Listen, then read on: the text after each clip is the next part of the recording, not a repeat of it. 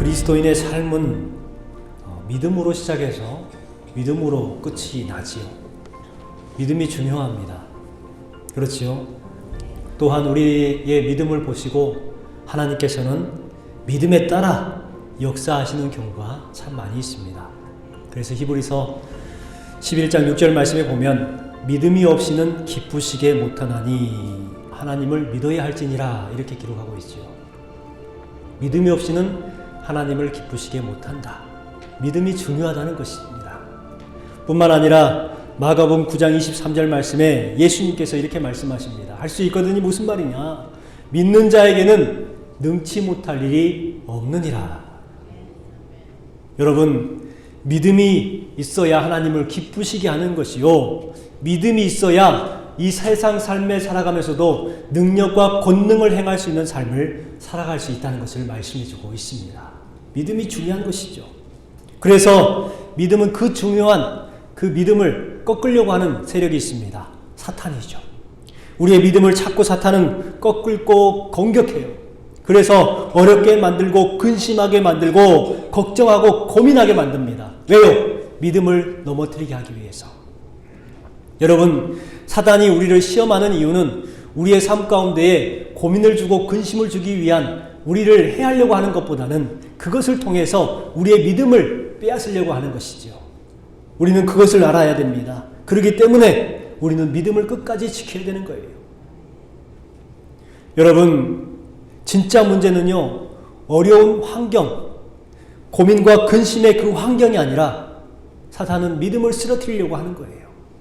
그러나 사탄이 우리를 템테이션하고 넘어뜨리려고 하고 유혹하려고 하지만 믿음만 있다면 사탄의 템테이션은 아무것도 아니게 되는 것입니다.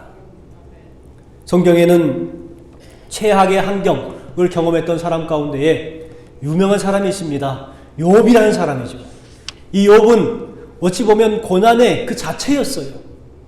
제일 행복했던 사람이었습니다. 그러나 그는 제일 불행한 사람이 되고 말았습니다. 또 최고의 잘 사는 부자였지요. 하지만 그는 최고의 못 사는 거지가 되고 말았습니다. 건강했던 사람이 하루아침에 온몸에 종기가 들고 병이 들어서 정말 힘든 사람이 되어버렸습니다. 여러분, 이러한 불행을 세상 누가 경험해 봤겠습니까? 욥은 불행 자체였습니다. 사탄은 욥의 모든 것을 빼앗아 가는 것처럼 보였습니다. 재물도 빼앗았고 사랑하던 자녀들도 빼앗았고 자신의 건강도 빼앗아 갔습니다. 사탄이 모든 것을 다 빼앗았기 때문에 이제 사탄이 승리했다고 생각했는데, 여러분, 욥이 뺏기지 않았던 것 딱 한 가지가 있었어요. 그게 무엇이었을까요? 바로 믿음입니다. 욥이 끝까지 믿음을 지킴을 통해서 하나님께서 욥을 회복을 시켜주시는데 놀랍게 회복의 역사를 허락해 주십니다. 그 말씀이 욥기서 42장 12절 이하에 기록하고 있습니다. 우리 같이 한번 읽어볼까요? 여호와께서 욥의 말년에 욥에게 처음보다 더 복을 주시니 그가 양 14,000과 낙타 6,000과 소 1,000결이와 암나귀 1,000을 두었고 또 아들 7과 딸 3을 두었으니 욥이 늙어 나이가 차서 죽었더라. 아멘. 자, 보세요. 하나님께서 모든 것을 회복시켜 주시는 은혜를 경험했던 것을 우리는 볼 수가 있습니다. 여러분들도 믿음을 꼭 지켰으면 좋겠습니다. 상황 때문에, 환경 때문에 믿음이 흔들리고 상황 때문에 믿음이 좌우되는 것이 아니라 상황과 환경이 어떻든지 믿음이 굳건히 서 있는 견고한 믿음, 그 믿음이 저와 여러분의 믿음이 되시기를 주님의 이름으로 축원합니다. 오늘 본문 말씀을 보면 이스라엘 백성들이 이제 출애굽을 합니다. 그 출애굽을 한 후에 하나님의 테스트, 하나님의 시험장으로 이렇게 나아가는 것을 볼 수가 있어요. 우리가 어떻게 해서 이 시험장이라는 것을 알 수가 있냐면, 원래는 애국과 가나안 쪽으로 가는 땅은 왕의 대로가 있어요. 금방이라도 갈 수 있는 거리입니다. 그런데 왜 굳이 꺾어서 홍해 쪽으로 이끌어졌는가? 바로 이것이 하나님의 시험장이라는 거예요. 이스라엘 백성들이 이것을 알았더라면 아마 다르게 행동을 했을 텐데 이것을 몰랐다는 거예요. 이스라엘 백성들은 아주 절박한 상황에 놓이고 맙니다. 출애굽 후에 해방과 자유를 기대했어요. 이제 나라가 회복될 것을 기대했습니다. 그럼을 통해서 이제 만사형통의 삶이요 무탈한 그러한 삶이 될 것이다 라고 생각했어요. 왜요? 하나님이 우리를 이끌어 주시니까. 하나님이 우리와 함께 하시니까 그것들을 애굽에서 경험했거든요. 그러니 이스라엘 백성들은 그 믿음을 가지고 그렇게 즐거운 마음으로 나팔을 불면서 아마 그렇게 모세를 따라서 나아갔을 겁니다. 그런데 갑자기 최악의 상황이 벌어지고 맙니다. 앞에는 홍해가 막혀있고 뒤에는 애국 군대가 싸울 무기가 없는 이스라엘 백성들을 죽이기 위해서 쫓아옵니다. 아무에게도 도움을 받을 수 없는 상황이 돼버린 거예요. 이러지도 못하고 저렇게 할 수도 없는 그 상황이 지금 이스라엘 백성들의 상황이 되고 만 것입니다. 광야에 갇힌 바 되었다라고 표현이 되어 있어요. 그 말이 정답이에요. 광야에 갇혀버렸어요. 여러분, 이러한 상황 가운데에 이스라엘 백성들은 어떻게 행동을 했을까요? 또 모세는 어떻게 행동을 했을까요? 이스라엘 백성들과 모세는 완전히 다르게 행동을 하는 것을 볼 수가 있습니다. 이스라엘 백성과 모세 행동을 통해서 여러분의 믿음의 정도를 한번 생각해 봤으면 좋겠습니다. 내가 만약 그 광야에 갇혀 있는 상황이라면 나는 어떻게 반응할 것인가? 한번 생각해 보고 믿음을 점검하는 시간이 되시기 바랍니다. 여러분, 먼저 이스라엘 백성들이 어떻게 했느냐? 이스라엘 백성들은 심히 두려워했다고 기록하고 있습니다. 심히 두려워했다.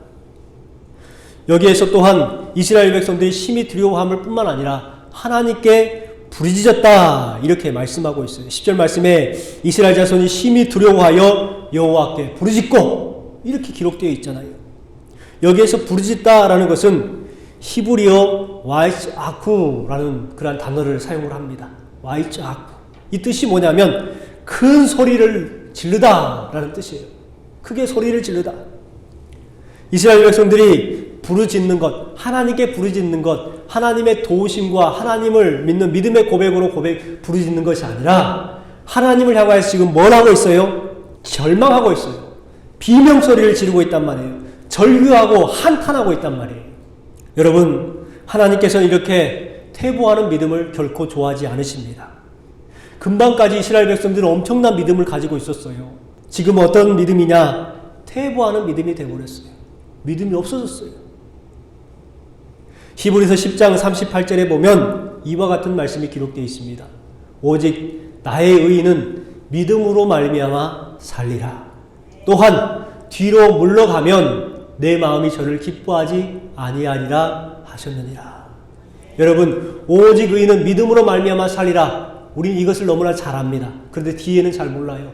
뒤로 물러가면 이게 무슨 말입니까? 퇴보하는 믿음을 말하는 거예요. 믿음이 약해져 버리는 거예요. 시간이 가면 갈수록 믿음이 좋아지고 성장해야 되는데 믿음이 시간이 가면 갈수록 낮아지고 퇴색해져 버리고 없어지는 그 믿음. 우리 주님께서는 그러한 믿음을 좋아하지 아니하시고 싫어하신다고 말씀하고 있는 겁니다. 여러분의 믿음은 어떤 믿음입니까? 그 믿음을 다시 한번 뜨겁게 불사르시기 바랍니다. 여러분, 집불처럼 쉽게 꺼지지 마세요. 집불은 어떻습니까? 딱 태우면 금방 우하고 타다가 순간 싹 사라져버려요. 여러분, 집불처럼 한때 뜨거웠던 그러한 신앙 갖지 마시기 바랍니다. 장작불을 태우듯이 여러분 꾸준하게 뜨거운 그러한 신앙, 그러한 믿음이 여러분의 믿음이 되시기를 주님의 이름으로 축원합니다. 이스라엘 백성들이요, 믿음이 퇴보하기 시작하니까 그들의 입술 가운데 어떤 말이 나오기 시작하냐면 부정적인 말이 나오기 시작합니다. 어떤 말을 하냐? 매장지가 없어서 우리를 이 광야에서 죽게 하느냐? 모세에게 따집니다. 하나님 앞에 불평하고 원망합니다. 또한 애굽 사람을 섬기는 종으로서 사는 것이 더 좋았다. 다시금 우리가 애굽으로 돌아가자. 우리를 이 광야에서 죽게 하느냐? 따지고 있는 거예요. 여러분, 믿음이 없어지니까 무슨 말이 나오기 시작해요? 저주의 말, 불평의 말이 나오기 시작합니다. 여러분, 이러한 상황 가운데에 여러분은 어떻게 하십니까? 우리는 어떻게 그 상황 가운데에 해야 할까요? 정답이 오늘 주신 말씀에 기록되어 있습니다. 누구처럼 하면 되냐면 모세처럼 하면 돼요. 깝깝하고 답답하고 암담할 때 누구처럼 하라고요? 모세처럼 하면 돼요. 여러분, 모세는 어떻게 했습니까? 모세는요, 구속사적 관점으로 상황을 관찰했어요. 여러분, 구속사적인 관찰자 매우 중요합니다. 어떤 시각을 가지고 지금 현재 상황을 보느냐, 현세적 관점으로 지금 상황을 보면 이스라엘 백성들은 매우 위태로운 상황이에요. 어려운 상황이에요. 모든 희망이 끝났고 그 자리는 이제 절망의 자리밖에 될 수가 없는 그러한 생각이 들 수밖에 없어요. 현세적 관점은. 그런데 모세는 어떤 관점을 가졌느냐? 하나님께서 우리 백성들을 구속하시고 구해주는 구속사적인 관점을 가졌단 말이에요. 그 구속사적인 관점을 통해서 하나님이 내실 길을 보기 시작했습니다. 길이 없어요. 홍해도 뒤에도 애국 군대밖에 없습니다. 좌우로 봐도 할 수 있는 게 아무것도 없는 절망 가운데 상황에 있지만 여러분, 구속사적인 눈으로 보면 하나님이 내실 길을 보는 믿음이 생기는 거예요. 이것이 중요한 것입니다. 모세는요, 그 구속사적인 눈으로 상황을 판단하고 흔들리지 않았습니다. 구속사적인 관점으로 그 상황을 보면 그 자리는 해방의 자리가 되는 것입니다. 이스라엘 백성들이 거듭나는 자리요, 구원과 참 자유를 누리는 자리가 되는 거예요. 어떻게 이렇게 다를까요? 한쪽에서는 절망의 자리라고 말을 하고 한쪽에서는 자유의 자리라고 말을 하고 무엇이 다릅니까? 관점이 다른 것이죠. 여러분은 어떤 관점으로 지금 상황을 보고 계십니까? 이스라엘 백성들처럼 현세적인 상황을 보고 관점을 보고 그렇게 현세적인 판단, 안 된다, 못한다, 할 수 없다라고 판단하십니까? 아니면 모세와 같이 구속사적인 관점을 가지고 하나님이 하시면 된다라고 여러분 생각하고 있습니까? 여러분, 모세처럼 리더자가 흔들리지 않으면 그 공동체는 문제가 생기지 않습니다. 중요한 것은 뭐냐면 백성들이 흔들려도 지도자가 흔들리지 아니하면 그 공동체는 설 수가 있다는 거예요. 매우 중요한 것입니다. 반대로 리더십이 흔들리면 모든 것이 끝나는 거예요. 그래서 리더십이 중요한 것입니다. 여러분, 영적 지도자들을 위해서 기도하시기 바랍니다. 또한 우리 교회 리더십들을 위해서 기도하시기 바랍니다. 파트너십들을 위해서 기도하시고 또 팔로우십을 위해서 기도하시기 바랍니다. 리더자가 리더의 역할을 잘 감당해야 교회가 든든히 서는 거예요. 또한 리더자 혼자 하는 것이 아닙니다. 서로 파트너가 돼서 서로 협력하는 것이 중요하죠. 뿐만 아니라 리더자들만 있으면 되는 것이 아니라 그 리더자를 따르는 팔로우십이 필요한 것이죠. 그것이 하나가 되고 그것이 연합을 이룰 때에 비로소 성장해 나가는 공동체가 되는 것입니다. 여러분, 중요한 것은 무엇인가? 리더자가 흔들리지 않아야 된다는 거예요. 여러분, 모세 흔들리지 않는 믿음을 가지고 이스라엘 백성들에게 강력하게 선포합니다. 그 선포한 내용이 무엇입니까? 가만히 서서라고 말합니다. 뿐만 아니라 14절 하반절에도 너희는 가만히 있을지니라 라고 말을 해요. 그 뜻은 첫 번째는 그 입을 다물라는 뜻입니다. 어떤 입을 다물라는 것입니까? 애굽으로 돌아가자. 그때가 차라리 좋았다. 종으로 살 때가 편하고 배불렀다. 부정적인 말들을 여러분 다물라는 거예요. 우리는 부정적인 말들을 참 많이 하는 사람들입니다. 안 된다고, 못한다고, 틀렸다고 말을 많이 하죠. 불가능하다고, 할 수 없다라고 말을 많이 합니다. 뿐만 아니라 해도 안 된다. 다 그렇게 살아. 이렇게 말을 하는 경우가 참 많이 있습니다. 이와 같은 부정적인 입, 불신적인 입을 닫으라. 이렇게 지금 모세는 우리에게 말하고 있는 것이죠. 워렌 버핏이라는 사람이 있습니다. 세계의 부자 가운데 세 번째가 되는 워렌 버핏. 참 잘 사는 사람이죠. 이분 성공의 비결이 뭐냐면 과거에 어떤 투자를 하게 되었다고 해요. 그런데 자꾸 부정적인 생각이 들더랍니다. 그래서 이렇게 하면 안 되는데 이렇게 막 안 좋은 쪽을 이야기를 했대요. 그러니까 옆에서 그것을 듣고 있던 톰 머피라는 사람이 워렌 버핏에게 그렇게 이야기했다고 합니다. 그 입 다물어 라고 말을 했대요.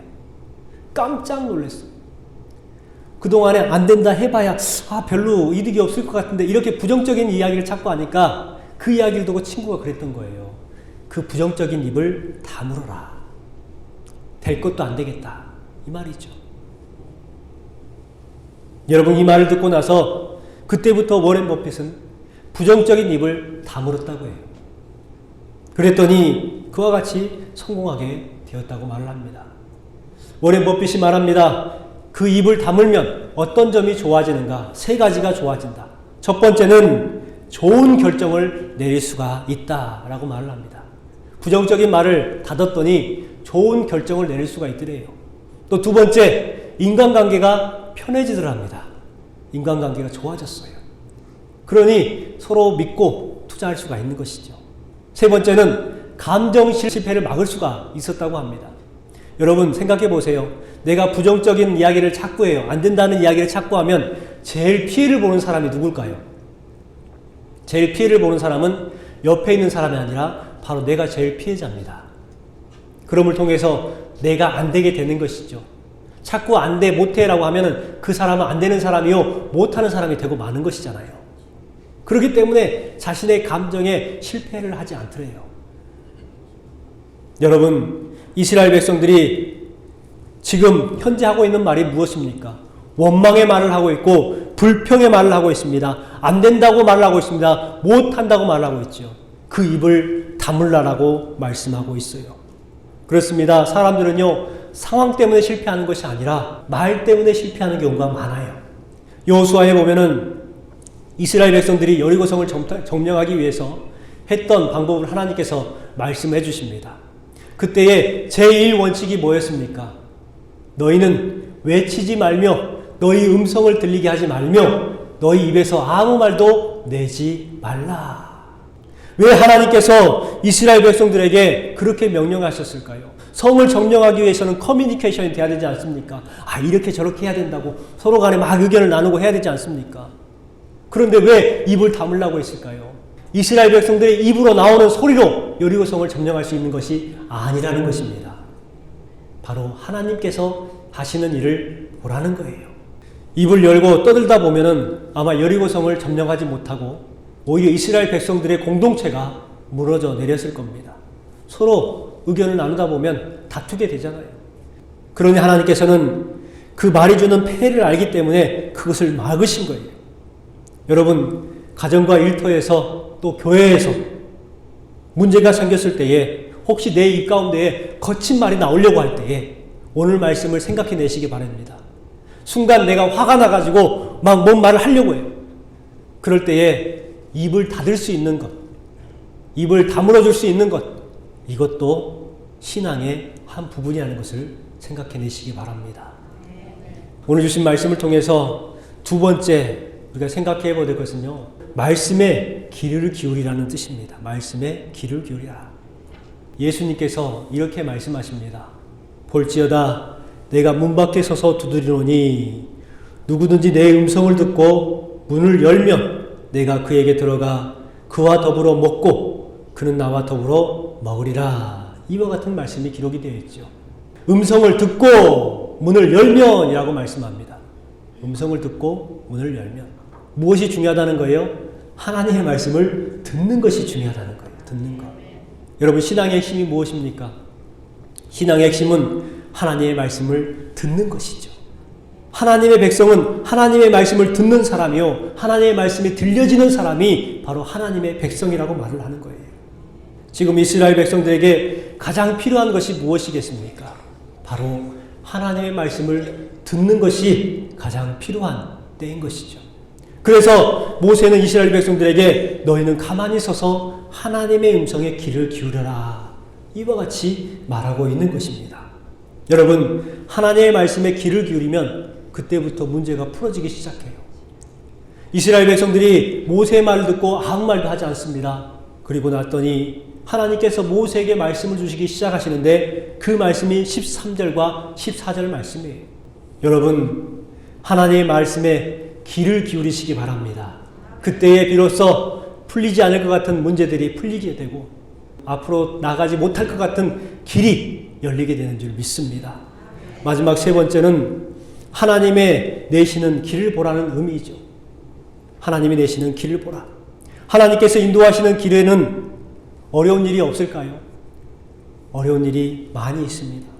시편 23편에 보면 여호와는 나의 목자시니 내게 부족함이 없으리로다. 그가 나를 푸른 풀밭에 누이시며 쉴 만한 물가로 인도하시는도다. 참 좋은 말씀이 기록되어 있어요. 하나님께서 인도하시면 이와 같이 푸른 풀밭에 갈 수 있고 또 쉴 만한 물가로 갈 수가 있는 거예요. 그런데 그 다음 구절부터 보면은 심각한 말씀이 기록이 되어 있습니다. 4절에 보니까 사망의 음침한 골짜기가 나오고요. 또 5절에 보니까 원수의 목전도 나와요. 그 어려움의 뜻이 무엇이겠습니까? 그 뜻은 바로 하나님을 바라보라는 것입니다. 기근과 어려움과 원수의 목전과 같은 사망의 음침한 골짜기는 그때가 하나님을 바라볼 때라는 것이지요. 우리가 서서 무엇을 해야 됩니까? 하나님이 내시는 길을 바라보는 거예요. 그러면 하나님께서 우리에게 놀라운 은혜를 경험하게 해주시는 것입니다. 여러분의 삶을 한번 돌아보십시오. 여러분의 삶은 어떻게 살아오셨습니까? 또 지금은 어떻게 하길 원하십니까? 앞으로의 삶은 어떻게 살아가길 원하십니까? 여러분 주보의 표지를 한번 보십시오. 3가지 글을 한번 읽어보겠습니다. 함께 읽겠습니다. 하나님이 하셨습니다. 하나님이 하십니다. 하나님이 하실 것입니다. 아멘. 여러분 오늘 말씀을 통해서 꼭 기억하십시오. 우리의 삶의 과거에는 하나님께서 해오셨고 지금도 하나님이 하고 계십니다. 또한 앞으로도 하나님이 길을 내주실 것을 믿고 믿음의 눈으로 이 세상을 바라보시기 바랍니다. 그러면 결국은 하나님께서 내시는 길을 통하여서 우리의 삶 가운데 은혜가 풍족한 삶이 될 줄 믿습니다.